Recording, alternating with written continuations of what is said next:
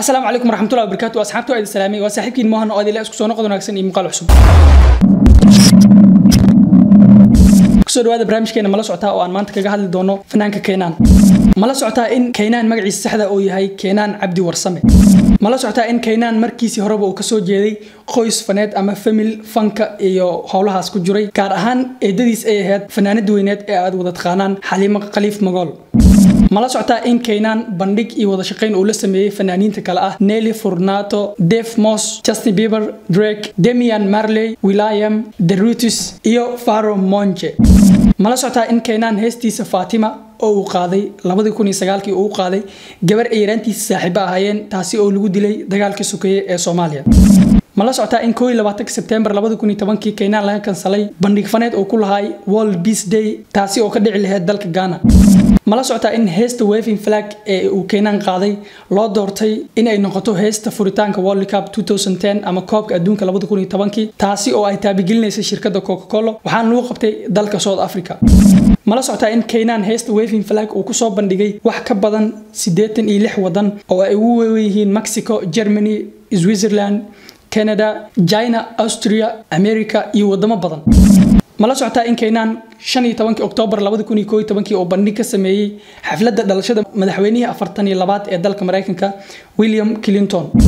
mala socotaa in Keenan 8 May 2011 uu bandhig ka sameeyay xafladda sanad guuradii 125 ee shirkadda Coca-Cola taasi oo ka dhaceysay magaalada Atlanta ee dalka Mareykanka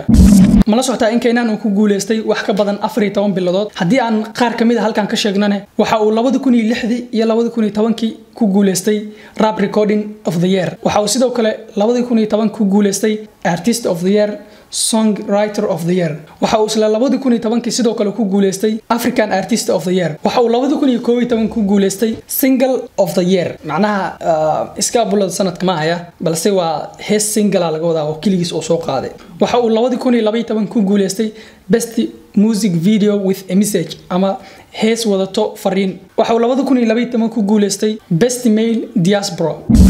mala socotaa in Keenan 2009 oo dib u booqday dalka Soomaaliya gaar ahaan magaalada Muqdisho oo uu ku dhashay mala socotaa in Keenan bandhiga heesta Waving Flag uu ku qaban rabay dalka Soomaaliya isla markaasina la baajiyay sabab la xiriiro amaanka intaas ayaa rabay in aad la wadaago hadii aad videoga ka heshay like saar hadii aad kanaalka cusub tahayna subscribe saar kamaleelkana furo si muuqaalada noocan oo kale ay ku soo gaaraan waa ku maasantiin daawashada muuqaalkan inta muuqaalka ku xiga kulmi doono waxa dhamaantii ka tagayaa sidaas iyo nabadgelyo hello la single of the year ku qoran ninkan single of the year soo guuleysan kara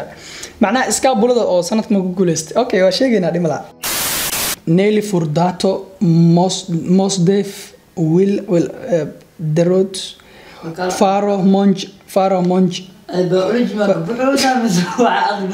ما والله صحاو إنها محلاي فنانين قالها آتريو كينانو هذاك مسؤول وحس Soomaaliya aadamiya ama Soomaali oo tagay inuu u booqday Allah sababta wadankiisa waa inuu booqdo oo ku qasbaya oo booqday waa Soomaali macna